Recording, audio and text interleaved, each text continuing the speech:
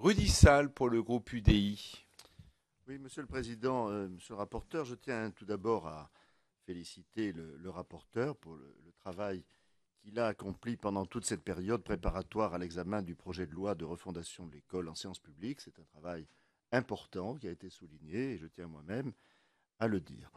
Globalement, nous sommes d'accord sur les constats relatifs à la dégradation des résultats scolaires et des acquis des élèves au regard d'autres pays, sur l'aggravation constante des inégalités scolaires et territoriales, ainsi que sur notre souhait partagé de lutter contre les situations de décrochage.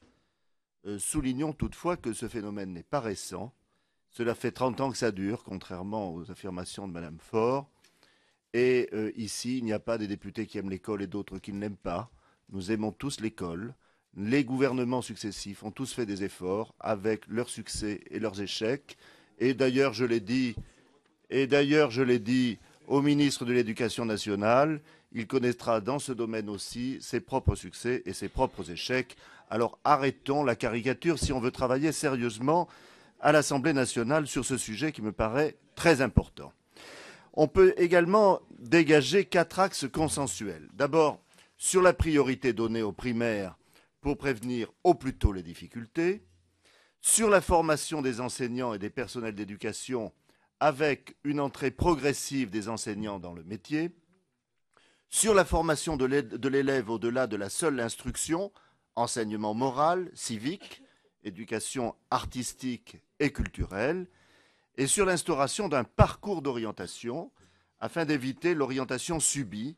Il faut, je crois, orienter l'élève le plus tôt et le plus en amont possible. Je voudrais exprimer aussi une réserve de fond.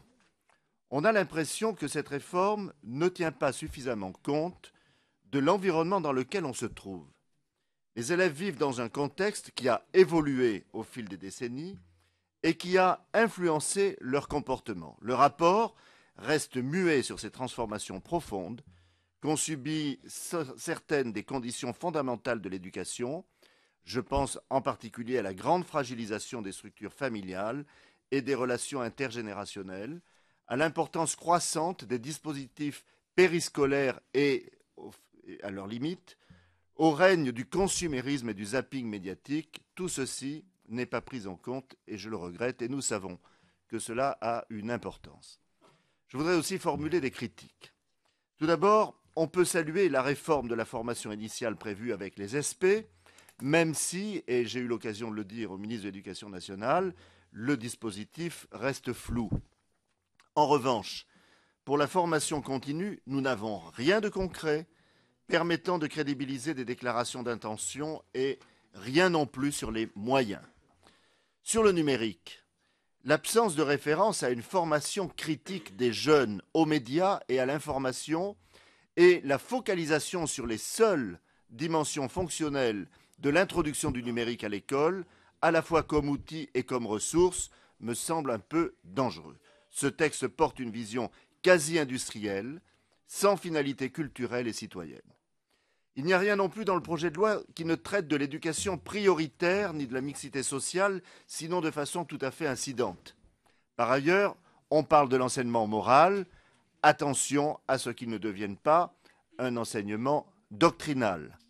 La formation continue des enseignants, je vois que vous réagissez, donc vous voyez de quoi je parle. La formation continue des enseignants n'est pas concrètement évoquée. Monsieur le Président, je peux m'exprimer? Merci. Oui, enfin, Non, mais voilà. bien sûr. On vous a écouté Reste dans que... le silence, même si ça ne nous plaisait pas, mais C'est vrai. faites-en autant. Essayez de supporter qu'il y ait une opposition en commission aussi. Voilà. La formation continue des enseignants n'est pas concrètement évoquée dans le projet de loi. L'aide personnalisée est remplacée par un temps d'activité pédagogique complémentaire en petits groupes et hors temps de classe. Aucun cadrage national n'en fixe les modalités. Rien sur la violence à l'école et sur l'établissement d'un cadre serein pour un bon suivi des cours par les élèves. Et nous aurons l'occasion de parler de cela demain dans l'hémicycle à l'occasion d'une discussion d'une proposition de loi. Il y a des mesures qui ne figurent pas alors qu'elles ont été abordées dans la concertation. D'une part, il n'y a rien de prévu en matière de décentralisation des conseils d'orientation ou encore en ce qui concerne la carte scolaire. D'autre part, on peut s'interroger sur la mise en œuvre de cette réforme avec les collectivités territoriales. Pas un mot sur la réforme tant décriée des rythmes scolaires, qui a réussi évidemment à fédérer beaucoup de monde. Contre. Quelles aides spécifiques seront allouées aux collectivités? Quelle concertation? Quelles modalités d'association des acteurs de terrain? Sur quel calendrier? Autant de questions sur lesquelles nous n'avons pas de réponse. Voilà, Monsieur le Président, Monsieur le rapporteur, les interrogations du groupe UDI sur ce texte, sur lesquelles nous attendons des réponses, si possible, précises, datées et chiffrées. Je vous remercie. Merci, Rudi Sall, et que je puisse vous rassurer, vous avez déjà remarqué que l'opposition pouvait s'exprimer au sein de cette commission.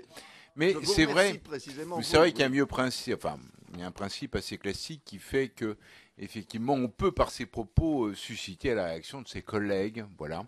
Et alors, du coup, à ce moment-là, on n'est plus le seul à parler. Excusez-nous, voilà. Donc, excusez-nous, mais alors on pourrait réagir aussi souvent. Hein. Mais bien sûr. Voilà, ça rend nos débats vivants et c'est bien agréable.